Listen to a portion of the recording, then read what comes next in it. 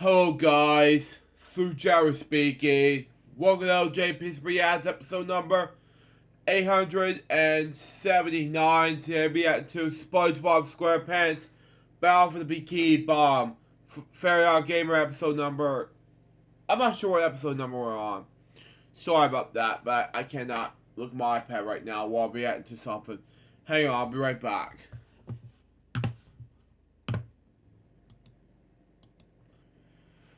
Okay, there we go. We're on episode number 24, something like that. And just a reminder that once we get done with 24, I'm going to have my lunchtime episode ready to go. But anyway, let's react to this beginning in 5, 4, 3, 2, 1, go.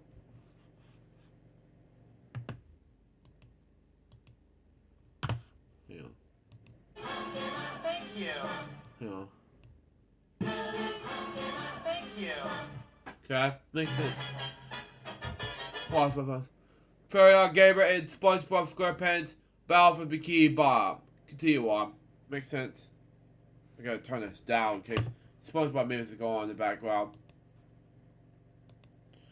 Continue on.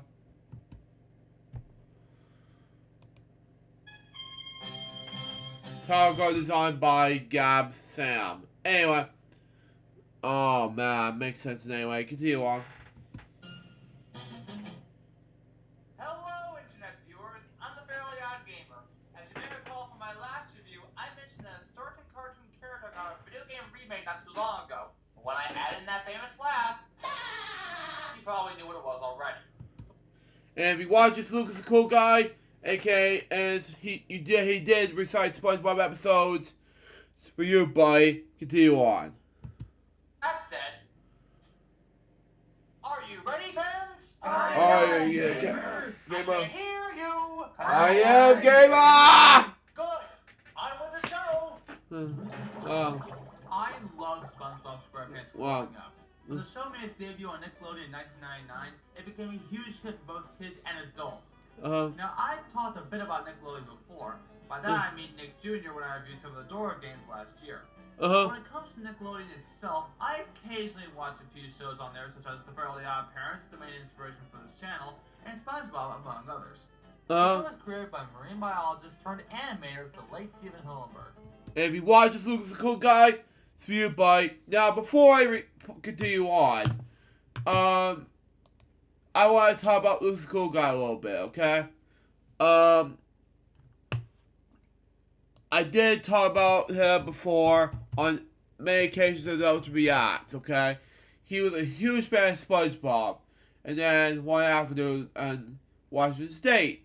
Now, if you don't know who he is, folks, you ought to be ashamed of yourself. He recited SpongeBob episodes many years ago. Since he watched his channel in 2015, you know? And since he did his first recited SpongeBob episodes, Chocolate with Nuts. And I'm not going to do reaction videos of his videos yet, but that's a big no-no, by the way, on my reaction video to Fairly Gamer. But the thing is, folks, he did a lot of it besides SpongeBob episodes, which I'm a patron, by the way. Which, of course, is channel trailers, SpongeBob Beautiful Planes, Skype trivia, fan-made videos, relaxing videos, short film cheese, like that, pro skits, comedy skits, and of course, update videos and announcements, submissions for #MMM, and of course, most importantly, besides SpongeBob episodes, etc. A lot of it has to do with him, but we're not going to go over that details on him right now. Let's continue on. Believe it or not, Hillenburg was also director and writer for another Nickelodeon show, Rocko's Modern Life. Wow, okay. Makes sense anyway. Continue on. Anyway, SpongeBob would eventually become a cult phenomenon with 12 seasons and counting, 2 movies with a third one slated for early next year. Wow, which, by the way, I'm going to have to watch it pretty soon on Paramount Plus. Continue on. Merchandise, theme park attractions, and even a hit Broadway musical. Wow. Wow, it does make sense in any way. Continue on. Now, just video games, they're pretty much hit and miss. But I've played a few SpongeBob games during my youth, such as Operation Krabby Patty for the PC. Even though it hasn't aged well in my opinion, I still have a soft spot for it. And yes, if Lucas the Cool Guy watches now, he may do it as a Twitch streamer, you know, and yes, he does have the Xbox One playable.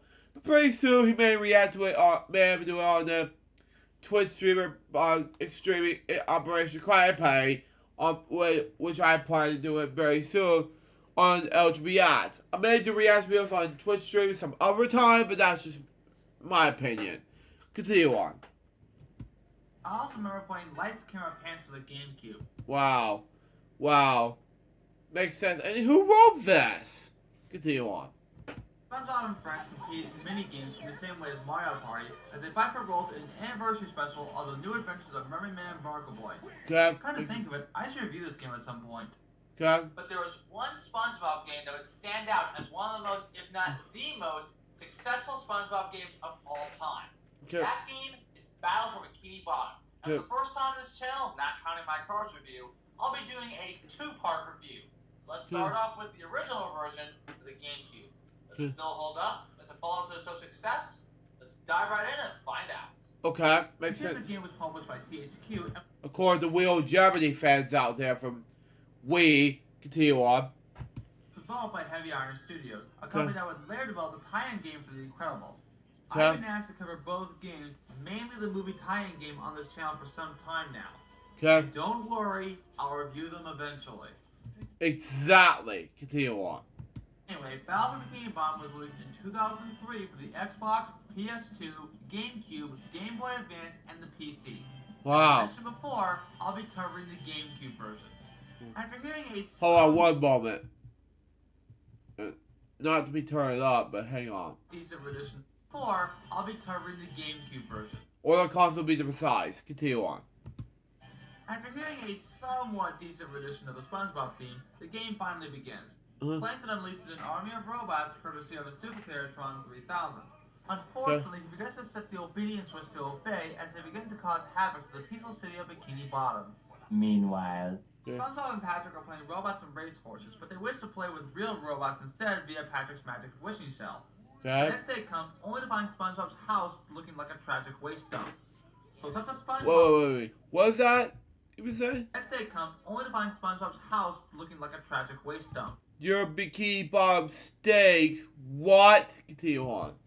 So touch the SpongeBob and his friends, Patrick and Sandy, to protect Bikini Bottom for the robot mayhem. It's a standard 3D platformer with bits and pieces of the collectathon aspect, which in a way feels similar to Super Mario 64 mixed with Spyro the Dragon. You play as SpongeBob for the majority of the game, but you can also switch to either Patrick or Sandy via bus stop depending on which level you're playing. You can double jump by pressing the jump button twice, and you can attack enemies or press switches via Bubble Wand, Ground Pound, or Bubble Bash. Taking a hit makes you lose underwear, which acts as the game's hit points. You can regain hit points by either finding underwear scattered around each level, or finding a golden underwear that gains an extra hit point. If you lose all your underwear, you then die, and you're either taken back to the beginning of that area, or last reach checkpoint. This also happens when you fall into a bottomless pit, and Hans takes you back to where you last fell. On the bright side, you have infinite lives, and the checkpoints, for the most part, are very generous. There's also these tikis that can be destroyed or even explode, resulting in releasing these shiny objects. Think of them as the game's currency. You can use them to gain access to hidden trails, or by means of progressing through each level. Also, if you pause the game, you can warp to a certain task at any point by selecting it. There's also these warp boxes that lets you transport from one part of the level to another, which is pretty clever in case you don't want to backtrack. Finally, completing each task earns you a golden spatula, which are needed to gain access to more levels throughout the game. With that said, SpongeBob's house is pretty much the game's basic tutorial. You learn how the controls work, which gives you a better understanding of how the game is played. He does a good job in my opinion. After collecting the first golden spatula, SpongeBob leaves home after introduced to the hub world, Bikini Bottom. To be honest, I actually like Bikini Bottom as a hub world. Not only are the levels close to one another, but there are also locations that can earn you more golden spatulas, like the Krusty Krab and Sandy's Tree Dome. That is the face of nightmares. You can also earn golden spatulas courtesy of both Mr. Krabs and Patrick. Patrick will give you golden spatulas if you find at least 10 of his socks scattered across each level. And mission cards will trade you a golden spatula for a certain amount of shiny objects. Good. Finally, you can talk to other characters such as Plankton and Bubble Buddy, who help you out on how to use your bubble power-ups. We'll get to them later. Okay, Bubble Buddy from the episode, Bubble Buddy episode. Continue on. Alright, let's not waste any time and get started with Jellyfish Field, a nice looking beginner level. At the start of each level, you're given a brief description by the first narrator. Okay. I do like these cutscenes that introduce new robot enemies throughout the game. I find them both humorous and entertaining at the same time. Okay. You're given specific tasks that may have you explore the entire level, such as finding a certain amount of objects, or making your way to a specific area. As mentioned before, completing a task earns you a golden spatula. Also, every time you gain a golden spatula, the game will automatically save your progress. For this review, I will only talk about the tasks that matter the most, or at the very least the missions that are worth talking about. Squidward runs away from one of the robots like he did with the sea bear, but ends up getting stung by multiple jellyfish. According to SpongeBob, jellyfish stings can be treated by rubbing some king jellyfish jelly to the stung areas. King jellyfish! So it's up to SpongeBob to get the jelly as he makes his way to Sport Fountain up top while defeating enemies along the way. Some robots take one hit to destroy, but there are some enemies, like the robots shooting tartar sauce, that sometimes take more than one hit to destroy. It's also a level where you introduce these machines called Duplicatron 1000. They can respawn more enemies until it's destroyed. Be sure to get out of the way before it explodes, otherwise you'll end up taking a hit. It also introduces bungee hooks that allow SpongeBob to bungee down for extra goodies like socks, shiny objects, and even golden spatulas. You press the jump button to dive down, hoping to obtain what you want, and exit the bungee dive with the attack button. Anyway, SpongeBob runs into Mermaid Man, who tells SpongeBob that Patrick is surrounded by robots and needs my help. Which introduces a new game mechanic, sliding. It has the same feel as it did in Super Mario 64. But there are times where I fall off slides which can be irritating at times. By the way, I love how SpongeBob slides with his tongue like he did in Pre-Hibernation Day. Lights and extreme! Well, yeah! Trust me, there will Yeah, Pantera music in the background. Continue on. be more visual gags in this game. Also, the soundtrack is pretty good. Some of my favorites include the Murmur Lair, Downtown Bikini Bottom, Blue Lagoon, and the music that plays when you start sliding. Anyway, you defeat more enemies and save Patrick from the robot horror. And yes, this is the level where you first get to play as Patrick. He's the strongest out of the three because he can pick up objects such as watermelons, tikis, and stunned objects as he throws them onto other enemies or switches from above. Yep. But here's the catch with the watermelons. You have to throw them at switches or seesaws before they explode. Yes. Not to mention you can't jump while carrying any objects. Plus you can throw ice fruit at the goo, which causes it to freeze for a few seconds. Anyway, in regards to combat, he can attack with his belly bump and belly slam. This is also the level where SpongeBob first uses the wall jump maneuver. Just press the jump button on a wall, and you can wall jump from one wall to another at close range. Makes sense. SpongeBob makes his way to Smoke Mountain, where he runs into King Jellyfish taking a shower. This leads to a boss battle against King Jellyfish himself. Pretty simple to beat, though it would have been nice to have King Jellyfish wear football gear like he did in the episode. Good. After a few hits, King Jellyfish gives SpongeBob a bottle of jellyfish jelly as SpongeBob slides back down to hand over the jelly to Squidward in exchange for a golden spatula. Okay. On to the next level, Downtown Bikini Bottom. Mrs. Puff tells SpongeBob that the robots have taken the steering wheels, so SpongeBob and Sandy, who I'll get to momentarily, find all the steering wheels and Mrs. Puff rewards him for a golden spatula. I have a driver's license instead. Nice try. This is Wow. the level where you first get to play as Sandy, who I enjoy playing as the most in my opinion. She can attack with her karate moves as well as her lasso. Okay. The main reason why I enjoy playing as her so much is that she can glide with her lasso after a double jump. For a platformer, I can do a lot with Sandy and I can get the most enjoyment out of this game because of it. Not to mention she can also use her lasso to grab on these Texas-shaped swing hooks. But this level also introduces the sponge ball that allows her to change into a ball. The control of this mechanic is a bit iffy at times, but it's required to obtain certain spatulas. I also like the seed needle, where you have SpongeBob bunching down to destroy every tiki in order to obtain a golden spatula. Next level, Goo Lagoon. I love this level mainly because of the beach aesthetic alone. Good. Unfortunately, like in Rocco, there's no surfing mechanic in this game.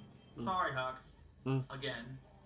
Now, for those who are familiar with the episode where SpongeBob was a lifeguard for the day, Even though there was a surfboard in the episode, there was no surfing shown at all in this episode. Okay, it makes more sense. Continue on.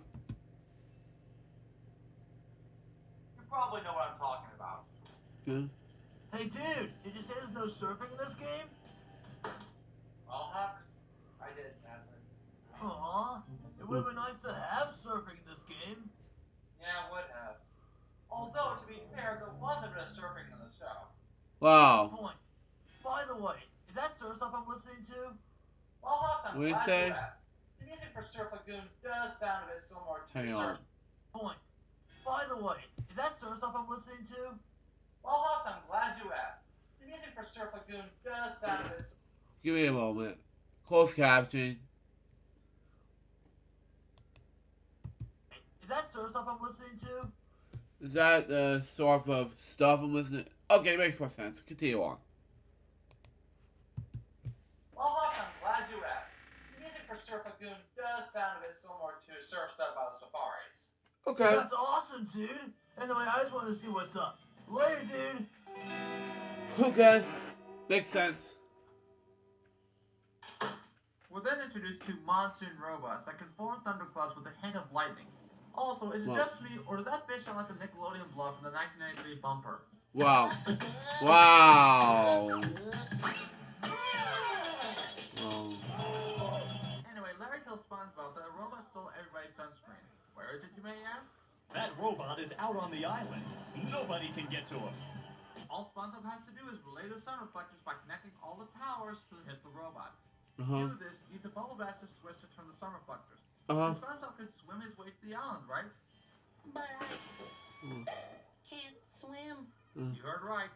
Neither SpongeBob or Patrick, not even Sandy, can swim. So think of the goo as touching lava in this game. If you somehow jump into the goo, you'll end up drowning. That's death in game terms. I also like the pier level where Mr. Krabs tells Patrick to clear out robots from the ride. Now that's what I call a carnival. There it is, SpongeBob. No, not that carnival. Anyway, SpongeBob turns on the last sun reflector aiming at the robot and bounces back to Larry as he gives SpongeBob a golden spatula. Once you receive enough golden spatulas, you'll be able to unlock the Poseidon. Neptune tells SpongeBob and Patrick that the Poseidon has been taken over by a mechanical version of Sandy, which both SpongeBob and Patrick must face. It's a 3-tier boss battle with each character taking turns per tier. Robot Sandy can karate chop, a spring move, or as the fish head calls it, The old clothesline move. and ends it off with a butt bounce. SpongeBob can ground pound, causing her head to be electrocuted. Patrick can throw Sandy's head to the already damaged scoreboard, and SpongeBob finishes it off with a few bubble bashes to the head. Once the fight ends, SpongeBob is rewarded with a new power-up, the Bubble Bowl. Wow. No, not that Bubble Bowl. Anyway, to make things simple, SpongeBob can make a bubble roll like a bowling ball. But the thing is, he's on his tiptoes while bowling. So try to be as accurate with it as possible. Also, I forgot to mention that you can step on pressure pads to activate a few switches. Just want to point that out. Anyway, let's move on to Shady Soul. It's here where we first get to see Mermaid Man and Barnacle Boy together, even though we technically saw Mermaid Man before in Jellyfish Fields. Is that the TV repairman? No, it's that excited sponge kid again. Actually, before moving on, let's talk about the voice acting. Most of the characters have been reprised by their original voice actors such as Tom Kenny as SpongeBob, Bill Fagerbakke as Patrick, Roger Thomas as Squidward, Caroline Lawrence as Sandy, Mr. Lawrence as Plankton, Mary Jo Catlett as Mrs. Puff, John Hurley as King Neptune, and the late Tim Conway as Barnacle Boy. So let's talk about Mr. Krabs and Mermaid Man, both of whom are voiced by Joe White. For those who don't know, he was the voice of Chris Redfield in the 2002 remake of Resident Evil for the GameCube. But I don't think he does justice for voicing Mr. Krabs. It would have made sense to bring back Clancy Brown because, well, he is Mr. Krabs. Yes. Being that he was more than likely unavailable at the time, I can understand why that is. Yeah. On the other hand, I can see why they would recast Mermaid Man. It might be because the late Ernest Borgnine, who voiced him in the show, was too old for traveling at the time.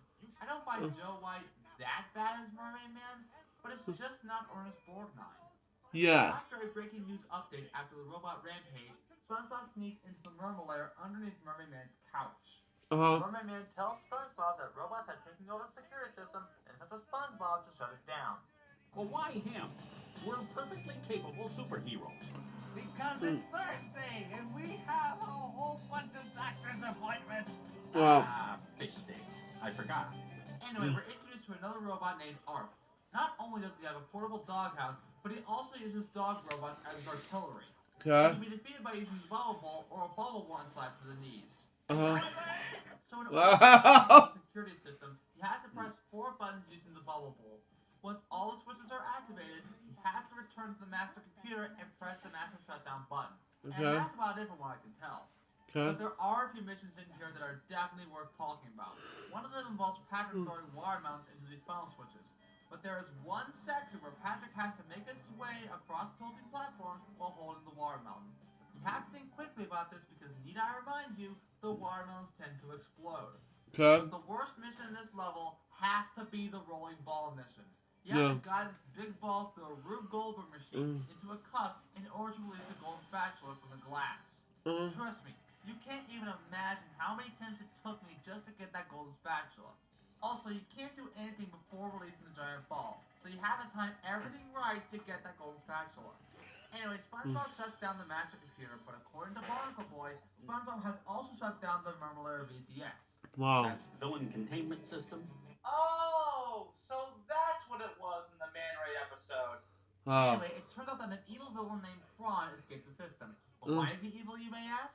Apparently, he committed the worst crime anyone has ever committed. Wow. Putting a red sock in the washer with white clothes. That diabolical fiend!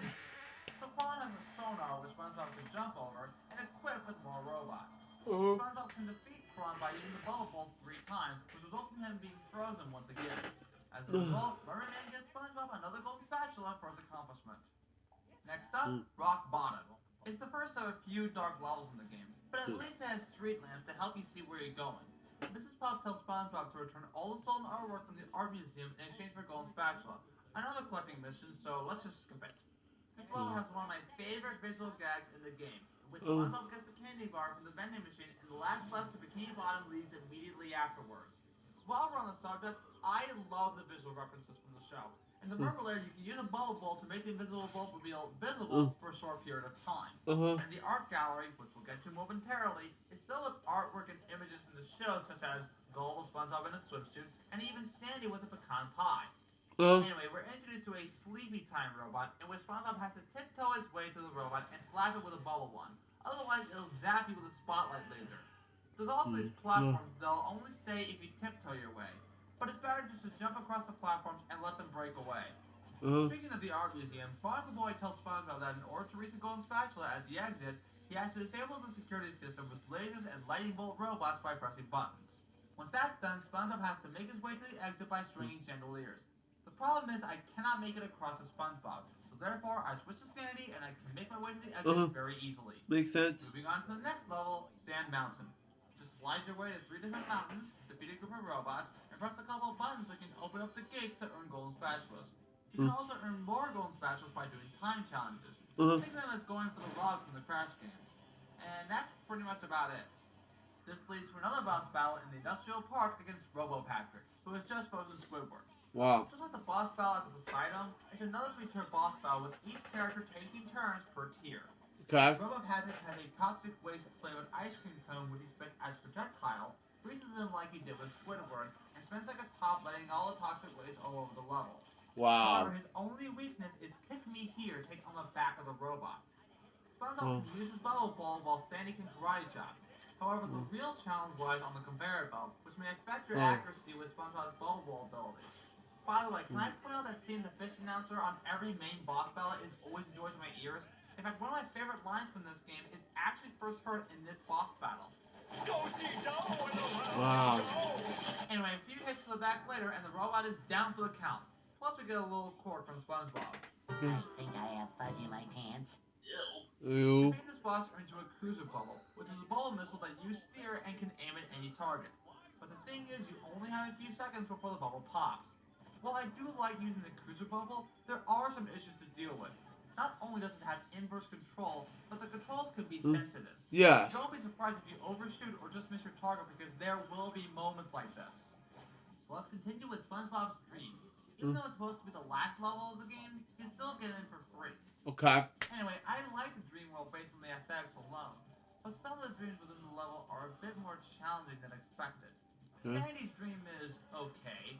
I like how the dream is big and massive like Texas, and it's the only dream where you can play as Sandy. All you do is slide your way to the giant acorn while avoiding manure and cows throwing cow pie. That's hilarious. But the main challenge is the slide itself. There are times where I fell off the slide and I try to jump back to the slide only to fall off the level completely. But again, it's just okay. I do like Squidward's Dream in which you make your way to the golden spatula on Squidward's nose by stepping across music notes, some of which are sour, and bounce on drums and saxophones. And that's about it. Mr. Krabs Dream? Oh boy. What can I say about this? Huh? You have to defeat loads of enemies in a small area using all methods of attack at your disposal. Defeating enemies open up paths of Krabby Patty ingredients to defeat the duplicatron of that specific enemy. But here's why I despise this level. There are times when an enemy can sneak up behind you for most of the time. You Okay. can actually cheese this mission by standing on floating tiki heads and using your bubble missile to destroy the duplicatron.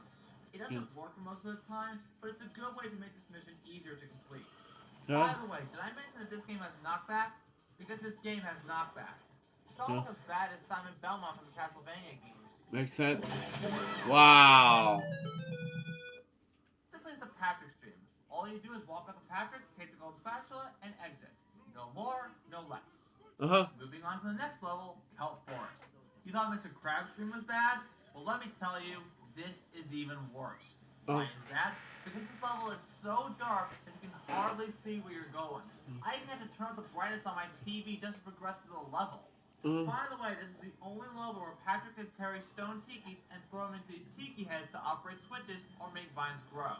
Plus, he can bounce on these leaves while carrying an object, which is probably the only thing I like in here. Okay, makes sense. Anyway, Mrs. Pop tells SpongeBob to rescue lost campers that are found around each level, and that's it.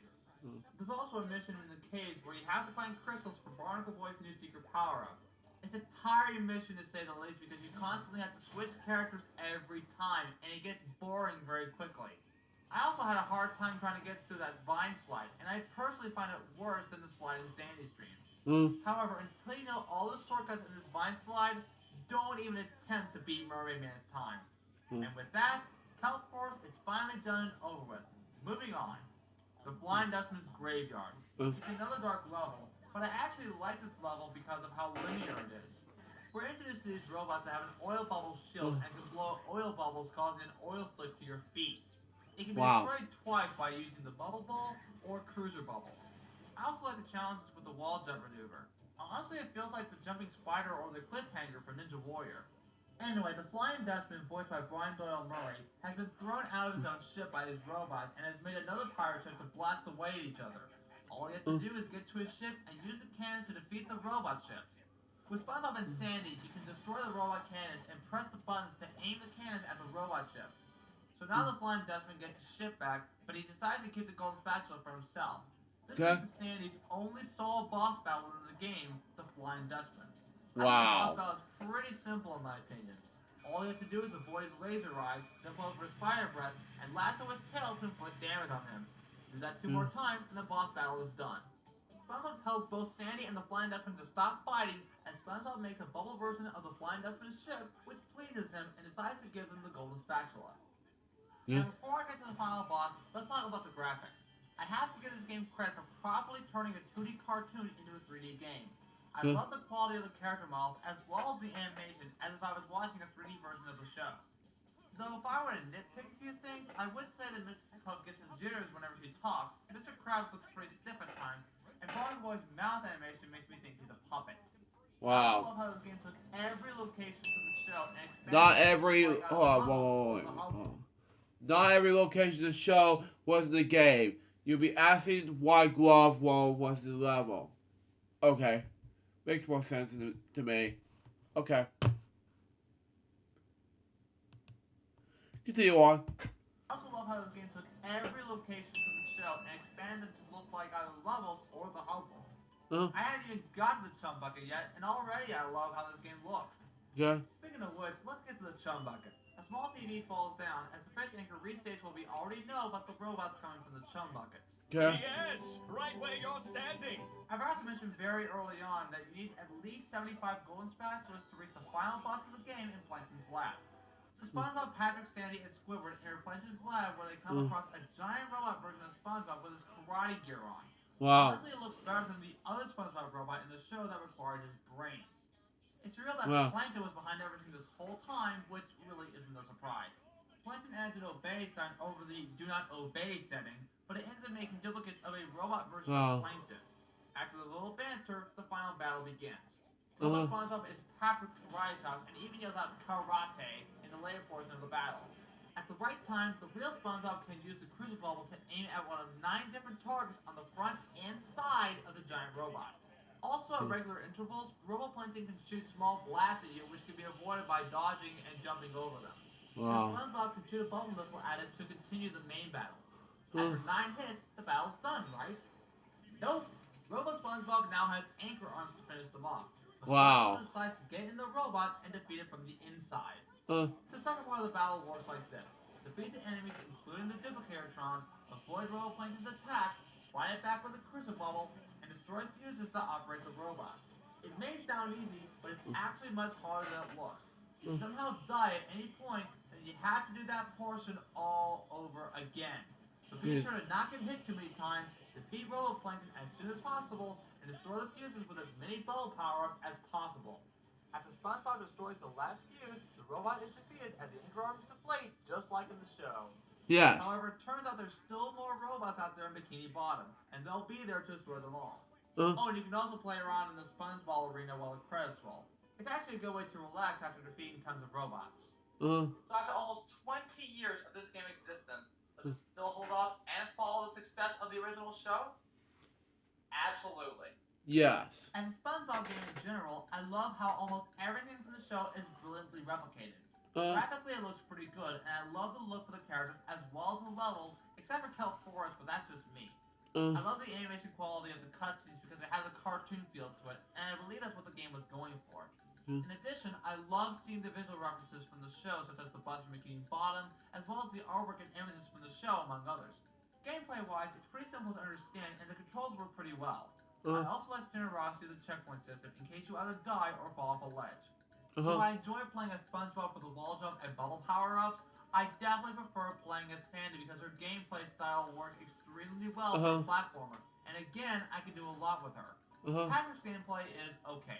It's nice to have Patrick carry objects and throw them at targets, but having to platform with said objects can be a bit challenging at times. I also get a kick out of the game's soundtrack because it has elements of Hawaiian music as well as other music genres that sound similar to music heard from the show. Overall, Battle for Bikini Bottom is a game I would definitely recommend to any SpongeBob fan, and you'll be sure to have a ball when playing this game. Give it a try when you get a chance. Now with the original version out of the way, it's time for the moment you've all been waiting for. I think you know what that is. So tune in for part 2 where the game gets remade, or should I say, rehydrated. Okay.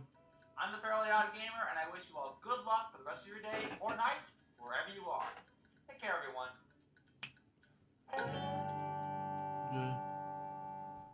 Hey guys, Fairly Odd Gamer here. Thank you so much for watching part 1 of my 2-part Battle for Bikini Bottom review. And yes, next time you see me, I'll be doing the rehydrated version for the Xbox One, which has been released, I'd say about a month ago, so be on the lookout for that. It might come out in a couple weeks, so stay tuned for that. And also, you can now support the channel on Patreon and Discord. If you want to join the Discord server, that's fine. Do forgive me if I stutter. I'm going off script for this one. Speaking of Discord, Some of the footage has been edited out because it contains updates about Discord and Patreon, which will be up revealed tomorrow in the update video. Which, by the way, I have to react to this on LJPCBM. Continue on.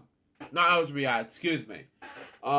Which will be part of the update thing. Well, next episode of LJPCBM, which is, by the way, for an update thing will be watchable, but the next episode of Fairly Odd Gamer will be reacted on LJPCBM. Continue on.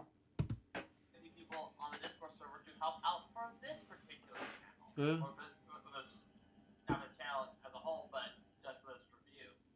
So thank you all so much for taking your time to do these lines for me. You guys will be featured in the credits after this, as well as the description below. So thank you all so much for helping out on me. In fact, one of them, Blue Moira 1016, who did the tile card design for the door review, which, believe it or not, is actually my second most popular review on the channel. Second, of course, Barney, of course. But he's open for commissions now, so if you'd like an artwork done by him, click on the link below. Yeah, he'll do artwork for you, for anyone. So yeah, I love his artwork so much. He definitely needs the love and support that he needs. If you want to help out, support the channel on Discord and Patreon, be sure to click the link in the description below. And you too may help out in the upcoming Fairly Odd Gamer review, like this one right here. So yeah, I think that's all I gotta say right now. So thank thank you so much for watching. As always, I wish you all good luck the rest of the day or night, wherever you are. Oh, and also for COVID-19 people out there, stay safe, stay hydrated, or rehydrated because of the next review. Hydrated joke. As always, wash your hands, and also when you do go out, be sure to wear a mask or gloves, just so you don't get COVID-19 all over you. Yeah, like I said, COVID positive and everything. Continue on. Yeah, I wish you all good luck the rest of your night wherever you are. Take care, everyone, and I hope you enjoyed the video. And we'll see you guys in a couple weeks for the rehydrator review, I hope. So yeah, thank you guys for watching. So that was the Very OddGamer episode number 24. SpongeBob SquarePants Battle for Bikini Bottom. Oh man. What I think about this episode, I think it was amazing. Oh, thanks our fans for helping out for a review. Oh man, those 1, 2, 3, 4, 5 people. Okay, makes more sense. Anyway, so far it was amazing. So far this episode was a successful thing to do, and yeah. Okay, and that was episode of LJPCBM episode number 800 and let's say 79. Hope you enjoy it. Stay tuned for the next one. It's gonna be LJPCBM episode number 800A, which will be about the SpongeBob SquarePants Battle for Bikini Bottom Rehydrated, the Very OddGamer. Now, excuse me. Oh, this is brand new. Okay, I gotta react. I gotta get some lunch ready to go, and things like that. Until next time, Fruit Jones and Bob, peace out, baby. We'll get more to be as guys soon. Thomas is out. See ya.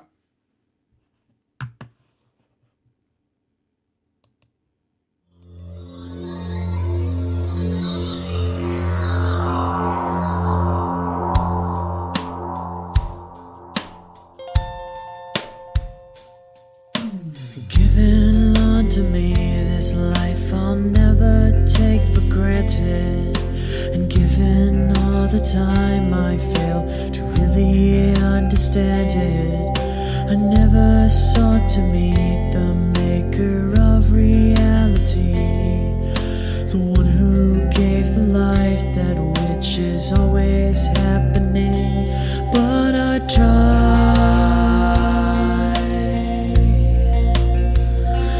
all the time.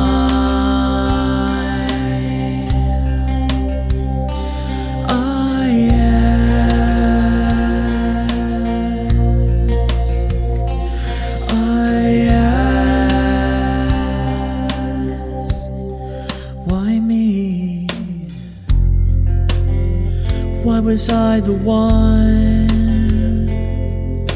to see things as I do under the moonlight and the sun? Perception is the question, and the giver holds the key.